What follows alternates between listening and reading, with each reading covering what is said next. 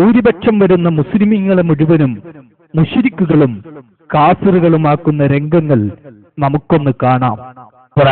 ഞങ്ങളായും കാഫറാക്കിയിട്ടില്ല. എന്തിനാണ് മുജാഹിദ് പ്രസ്ഥാനം ഇവിടെ ഒരു സ്ഥാപനം ഉണ്ടാക്കിയത്? നിങ്ങൾ ചിന്തിക്കണം. ഇവിടുത്തെ കുറെ ആൾക്കാരെ മുസ്ലിമാക്കാൻ. ആരെ മുസ്ലിമാക്കാൻ? മുസ്ലിമാണെന്ന് പറഞ്ഞു നടക്കുന്നവരെ മുസ്ലിമാക്കാൻ. സത്യം, അതൊക്കെ അങ്ങനെ തന്നെ പറയാം. അതിൽ മയപ്പെടുത്തേണ്ട ഒരു കാര്യമൊന്നുമില്ല. എവിടെയാണ് മുഖ്യധാരാ മുസ്ലിങ്ങളെ മുജാഹിദുകൾ മുശ്രിക്കാക്കിയ? മുശ്രിക്കുകളായ സുന്നി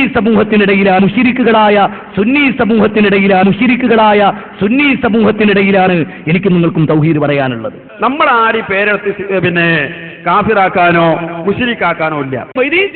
രക്ഷിക്കണേന്ന് പറഞ്ഞാൽ പേരോട് മുശ്രിക്കായി. രക്ഷിക്കണേന്ന് പറഞ്ഞാൽ പേരോട് മുശ്രിക്കായി. ക്രിസ്ത്യാനികളും സുന്നികളും ഇസ്ലാമിന് കണക്കാ രണ്ടു വന്നു.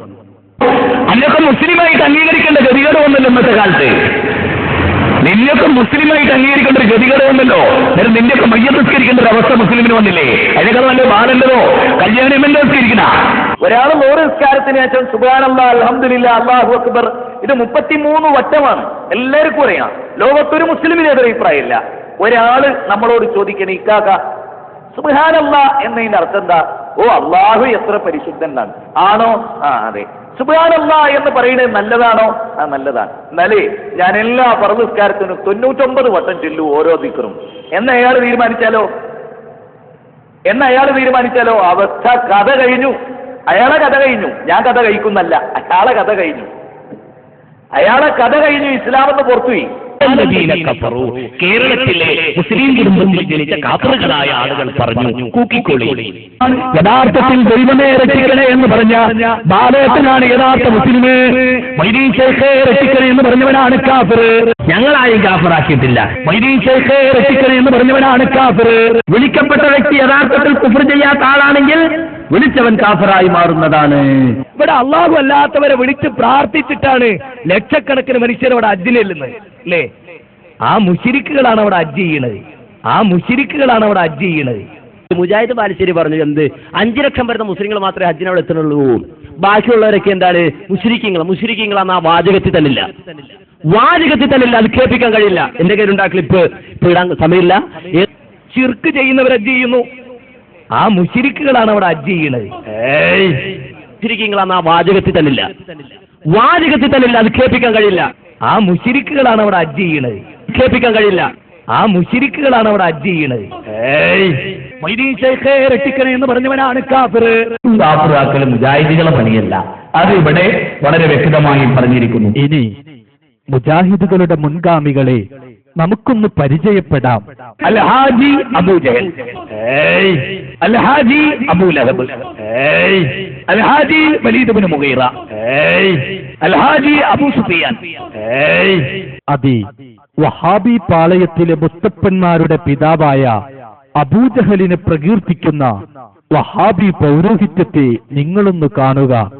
വലിയെല്ലാം നിയോഗിക്കപ്പെടുന്ന അബൂജഹൽ അടക്കമുള്ള ജനത, അവർക്ക് അള്ളാഹുവിൽ വിശ്വാസമുണ്ടോ? അതാണ് നമ്മുടെ തർക്കം. വിശ്വാസമില്ല എന്നൊരു കൂട്ടർ പറയുന്നു. അവര് അള്ളാഹു എന്ന് അവരംഗീകരിച്ചതാരാണോ അത് നാം പറയുന്ന അള്ളാഹു സുബ്ഹാനഹു വ തആല തന്നെയാണ്. ചെങ്ങായിമാരെ, ഈ പറയുന്നതൊന്ന് ശ്രദ്ധിച്ചോ. അള്ളാഹുവിന് വേണ്ടി അവർ നോമ്പനുഷ്ഠിച്ചിരുന്നു. അള്ളാഹുവിന് വേണ്ടി അവർ നേർച്ച വഴിപാടുകൾ സമർപ്പിച്ചിരുന്നു. അള്ളാഹുവിന് വേണ്ടി അവർ പള്ളിയിൽ ഇത്തികാഫിരുന്നിരുന്നു. അള്ളാഹ്ക്ക് വേണ്ടി തന്നെ അവർ തൽബിയത്ത് ചൊല്ലിയിരുന്നു. അള്ളാഹുവിന് വേണ്ടി തന്നെ അവർ തവാഫ് നടത്തിയിരുന്നു. അള്ളാഹുവിന് വേണ്ടി തന്നെ അവർ ധർമ്മം ചെയ്തിരുന്നു. അള്ളാഹുവിന് വേണ്ടി തന്നെ അവർ നാൽക്കാലികളെ അറവ് നടത്തുകയും ചെയ്തിരുന്നു. ഒരു കാര്യം ഞാൻ പറയട്ടെ, അബൂജഹൽ അള്ളാനെ അറിഞ്ഞ ആളാണ്. അള്ളാഹ് പറയുന്നത് കഫറൂ. അബൂജഹൽ അള്ളാനെ അറിഞ്ഞ ആളാണ്. അള്ളാഹ് പറയുന്നത് കഫറൂ. അള്ളാനെ ഖാലിഖായി അംഗീകരിച്ചയാളാണ്.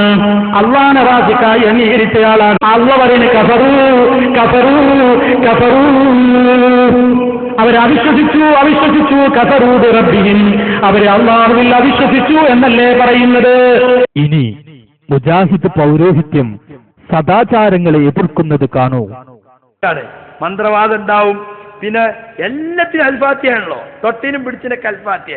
ഗൾഫിൽ പോകാൻ ഇറങ്ങിയ അൽഫാത്തിയ. അതുപോലെ പുതിയാപ്പിള പുറപ്പെടുമ്പോൾ അൽഫാത്തിയ. പുതിയ ഇറങ്ങുമ്പോൾ അൽഫാത്തിയ. ഇപ്പൊ മയ്യത്ത് പുറത്തിറക്കി നിന്നിട്ട് അവിടെയാണ് അൽഫാത്തിയ. കണ്ടോ, പെരക്ക് കുച്ചടിക്കാൻ അൽഫാത്തിയ, കട്ടില വെക്കാൻ അൽഫാത്തിയ, പൊരേ കൂടുന്നെന്ന് മൗലൂദ്, ഹജ്ജിന് പോകുമ്പോ അൽഫാത്തിയ.